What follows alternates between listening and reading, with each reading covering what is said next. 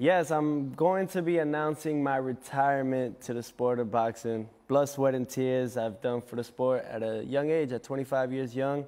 I believe, and the first male really to become a two-time undisputed world champion. Very grateful for it. In the four-belt era. In the four-belt era, yes. Teofimo, no one's going to believe you. Even if they do believe that you believe it, they're going to say, hold. Yo, what's good, everyone? This is Ayo Boxing from Adiba, and we're here to talk about if Teofimo Lopez is going to retire from boxing. As we all know, Teofimo Lopez just beat Josh Taylor in a dominant 12-round decision and is now the new lineal WBO champion at 140. This is the second biggest win of his career and his best performance to date. He proved the haters and doubters wrong and has re-established himself as a pound-for-pound fighter. It's safe to say that Teo has the best resume and has taken the most risks out of the four kings, with Devin Haney coming in second, but that's besides the point. But in the post-fight interview, Teo stated that he wants to retire from boxing, saying that he's accomplished a lot already, feels like he's not getting paid enough, and wants to focus on battling his divorce. And all of these are valid reasons to retire from boxing. But is Teo actually going to retire? I don't believe it. Let me explain. From a boxing perspective, it makes no sense for Teo to retire now. He's the lineal champion at 140, and as of right now, the 140 division is hot with competition and talent.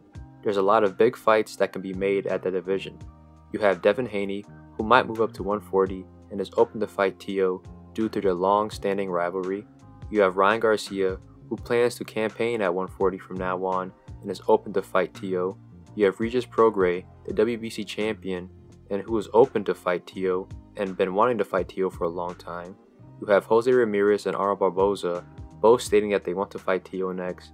And then you have Rolly Romero, the WBA champion, and Subriel Matias, the IBF champion.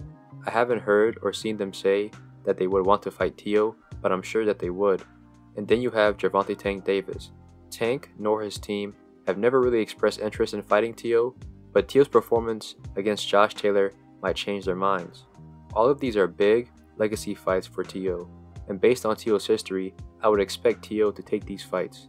But based on further statements Teo made regarding his retirement, money seems to be the main reason why he wants to retire.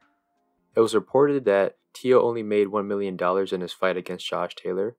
$1 million does not reflect nor respect what Teo has accomplished within the sport of boxing. And this has been a recurring issue with Teo. It's the reason why he went behind Top Rank's back to make a deal with Triller, and it's the reason why Teo fell out of favor with Top Rank.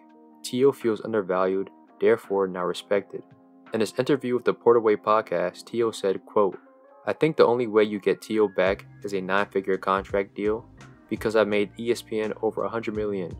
I'm still getting paid $1 million to fight while all these other fighters have not even done a quarter of what I've done and accomplished in the sport. They're getting $8, $10, $12, $15 million, end quote. A 9-figure contract is very unrealistic for Teo. Teo is not Floyd Mayweather, so it's dumb for him to say that. But it is true that he should be getting paid around the same money as his contemporaries like Tank Davis, Ryan Garcia, and Devin Haney, especially since he's going through a divorce and he's definitely going to need money because she's taking half. In my opinion, I think Teo's going to pull Mayweather, which is retire for a short period and then come back to fight the top guys as a free agent or have his own promotional company. But if he does this, will he get the money he desires? That's still an unknown. Teo hasn't proved to be a big draw yet. He has the style and charisma to be a big draw, and he sold out the Hulu Theater this past weekend, but he hasn't sold out any arenas yet. Top Rank never gave him the opportunity to do so, but the point still stands. But if Teo had the ability to get a multi-million-dollar deal with Triller to fight Kambosos, I'm certain he could get an even better deal in the future. But the only way Teo will get the money that he desires and deserves is if he fights big names like Tank or Haney or continues to beat the top competition.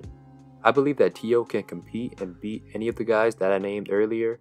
He'll definitely beat Jose Ramirez, Arnold Barboza, Ryan Garcia, Rolly Romero, and I can see him compete and possibly win against Regis, Devin Haney, even Tank Davis, and Subriel Matias. But he can't do that if he plans to stay retired forever. But who knows, this is boxing, anything can happen. But thank you for tuning in with Ayo Boxing from Adiba. Hit like, subscribe, and more content's coming your way.